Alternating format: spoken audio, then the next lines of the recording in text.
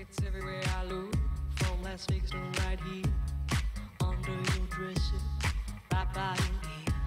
It's creeping in sweetly, it's definitely here.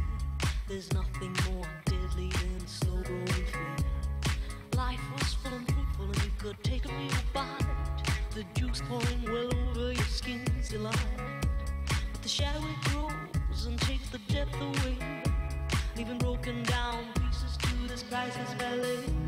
The shallower it grows, the shallower it grows, the fainter we go into the fade out line. The shallower it grows, the shallower it grows, the fainter we go into the deeper down.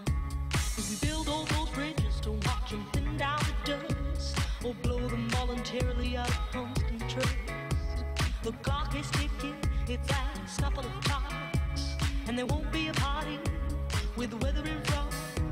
The shallower it grows, the shallower it grows, the fainter we go into the fade out line. The shallower it grows, the shallower it grows, the fainter we go into the fade out line.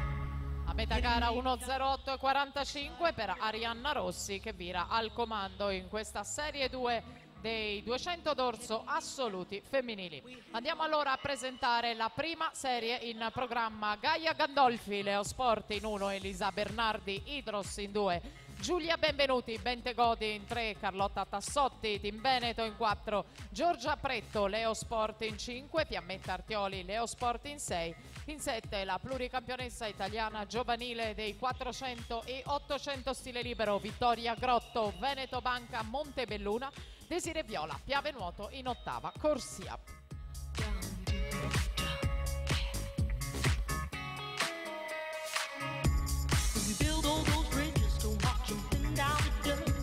Or blow them voluntarily out of constant trust.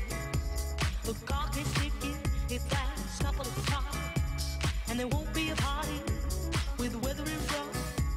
If we build all those bridges, don't watch them thin down to dust, or blow them voluntarily out of constant trust. Intanto Arianna Rossi 2:23:56, il miglior tempo nuotato fino ad ora.